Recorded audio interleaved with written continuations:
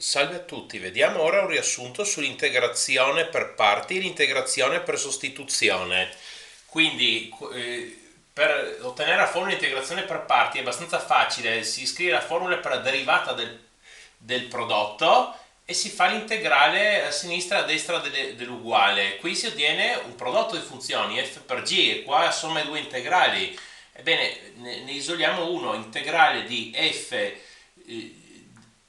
derivata di g è f per g meno integrale derivata di f per g, e quindi il senso di usare questa formula è se in questo secondo integrale riusciamo a calcolarlo più facilmente di quello di partenza, e quindi nell'integrale di partenza abbiamo il prodotto di due funzioni, bisogna scegliere quale prendiamo come f e quale come derivata di g, quale delle due sarà una funzione e qual è la derivata di un'altra funzione.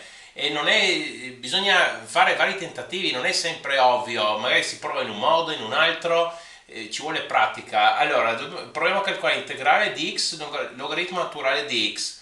Allora scelgo come f logaritmo naturale di x e come derivata di g prendo x, e quindi g sarà x al quadrato mezzi, e derivata di f è 1 fratto x. Quindi si applica la formula f per g, bene scriversi di prima, logaritmo di x per x quadrato mezzi meno integrale di derivata di f per g, 1 fratto x, x al quadrato mezzi. Qua si va a semplificare qua e quindi otteniamo l'integrale di x. Sì, comunque le costanti si possono portare avanti, qui ho la costante un mezzo, posso portarla davanti, e qua l'integrale di x che è x al quadrato mezzi, che poi vado a raccogliere, e ho trovato. Allora, in generale il metodo si dovrebbe usare così, però ci sono dei casi particolari, ad esempio come questo, dove a un certo punto si applica l'integrazione per parti due volte e ci ritroviamo di nuovo con l'integrale di partenza. Eravamo partiti da questo e ce lo ritroviamo di nuovo, però si può risolvere lo stesso. Adesso vediamo. Allora, si parte da questo, integrale coseno di x è alla x, si fa la prova, si sceglie, comunque come f prendiamo e alla x e come derivata di g prendiamo coseno di x. Facendo questa scelta troviamo questa espressione, si segue la formula. Qui abbiamo l'integrale di e alla x seno di x, e qui di nuovo facciamo una scelta di quale f e quale derivata di g, e a un certo punto ci ritroviamo. Qui vabbè c'è il segno meno, si porta fuori, ovvero abbiamo un meno, meno, meno che mi darà un meno. Volevo dire che poi qua troviamo appunto di nuovo integrale di coseno x e alla x, come quello di partenza. Però allora cosa facciamo? Scriviamo questo come se fosse un'equazione. Questo integrale è uguale e alla x seno x più coseno x meno lo stesso integrale. Adesso questo integrale lo portiamo dall'altra parte e si sommano due uguali integrali, quindi scriviamo due volte l'integrale, è uguale a questa funzione. Beh, qua semplicemente dividiamo con 2, abbiamo trovato l'espressione. Poi se dobbiamo calcolare l'integrale di arcoseno x, uno direbbe: ma come possiamo usare la formula di integrazione per parti, perché qui c'è solo una funzione? Sì, però ogni funzione può essere pensata come quella funzione moltiplicata dalla funzione costante 1, e prendiamo quindi come derivata di g la funzione costante 1, arcoseno x per 1, no? Qua consideriamo, adesso usiamo la formula f per g, arcoseno x per x, x arcoseno x, meno integrale f', sì, bisogna sapere qual è la derivata di arcoseno, che è questa, 1 fratto radice di 1 meno x al quadrato, moltiplicato con la funzione g che è x. E adesso, quando abbiamo trovato questo, cosa facciamo? Questo 1 su radice di 1 meno x al quadrato lo possiamo scrivere come 1 meno x al quadrato elevato alla meno un mezzo, e al denominatore ed è sotto radice quadrata, quindi viene l'esponente meno un mezzo. E adesso si può usare questa formula che abbiamo già visto, integrale di derivata di una funzione per la funzione elevata all'alfa. E beh, qui abbiamo la nostra funzione 1 meno x al quadrato elevata all'alfa, però dobbiamo avere moltiplicato davanti la derivata della funzione. Beh, ma vediamo, quanto è la derivata di 1 meno x al quadrato? La derivata è meno 2x, qua scrive x. Beh, ma basta moltiplicare con meno 2, moltiplichiamo con meno 2 e dobbiamo anche dividere con meno 2, ovviamente.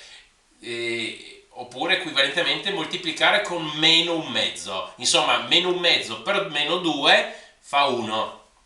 Quindi noi possiamo moltiplicare e dividere con dei fattori, che tanto i fattori si possono portare dentro e fuori dell'integrale. E qui allora compare esattamente questa espressione. Allora questo integrale è uguale, vediamo qua, f di x all'alfa più 1 fratto alfa più 1 sarebbe 1 meno x al quadrato alla alfa più 1 meno un mezzo più 1 è un mezzo fratto un mezzo. Tutto il resto l'abbiamo ricopiato, qua siamo andati a semplificare e qua un mezzo va via con un mezzo e adesso questo qua lo possiamo alla fine nel risultato possiamo scrivere come radice, no? Questo qui elevato ad un mezzo è radice di 1 meno x al quadrato. Abbiamo trovato l'espressione. Poi vediamo qualche esempio di integrazione per sostituzione. Significa introdurre una nuova variabile. E qui con gli integrali non è sempre ovvio cosa dobbiamo scegliere come nuova variabile, anche qui ci vuole parecchio esercizio. Allora, in questo caso, di questo integrale x per radice di 5 meno x, uno potrebbe pensare di mettere una nuova variabile 5 meno x, però non è la scelta da fare. Uno fa delle prove, dei tentativi, si prova, mettiamo come nuova variabile t radice di 5 meno x, però dobbiamo esprimere anche questo x. E allora andiamo a invertire questa formula, insomma, e troviamo che x è 5 meno t al quadrato. E adesso si fa la derivata a sinistra e a destra.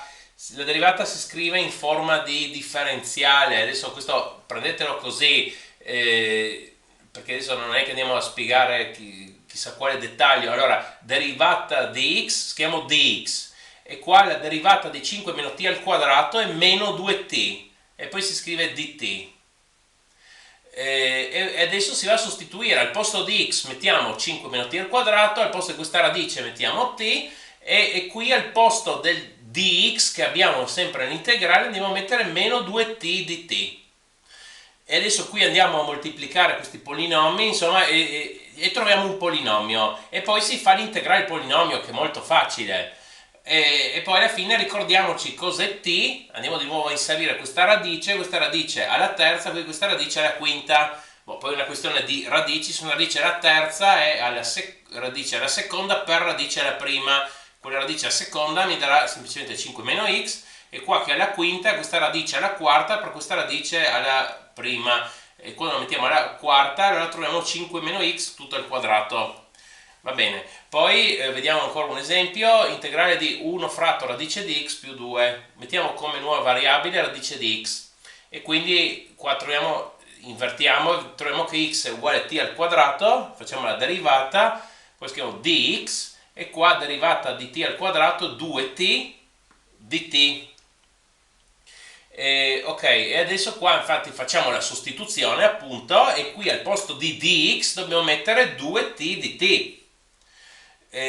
Va bene, e adesso quel 2 si può anche portare davanti all'integrale, qua abbiamo t fratto t più 2. Come si può risolvere facilmente questo integrale? Beh, possiamo far entrare il numeratore uguale al denominatore, basta sommare più 2, però se sommiamo 2 dobbiamo anche sottrarre 2 ovviamente. T più 2 meno 2, e allora possiamo separarlo in due frazioni, una che è t più 2 fratto t più 2 che sarebbe 1 e poi l'altra è meno 2 fratto t più 2 e quel meno 2 comunque l'ho portato fuori dall'integrale, però almeno al numeratore non abbiamo più la variabile. Ok, e adesso qua si usa la regola che abbiamo l'integrale, abbiamo una funzione al denominatore, la sua derivata al numeratore e questo è il logaritmo naturale, il valore assoluto di quella funzione, abbiamo già visto questo e si usa qui perché qual è la derivata di t più 2? È 1 e quindi al numeratore abbiamo già la derivata, possiamo usare la formula, quindi questo diventa logaritmo naturale di valore assoluto di t più 2. Qua integrale di 1 è semplicemente t, poi ci ricordiamo cos'è t, radice di x, e andiamo a scrivere, qua adesso non c'è più il valore assoluto, ho messo una parentesi perché adesso che sappiamo che dentro il logaritmo naturale c'è radice di x più 2, allora lì dove è definita la radice è sempre positiva e se andiamo ancora ad aggiungere qualcosa come 2, allora questa espressione sarà sempre positiva, quindi non ha senso mettere valore assoluto, tanto sarà sempre positiva. Va bene, per favore mettete un mi piace e iscrivetevi, grazie.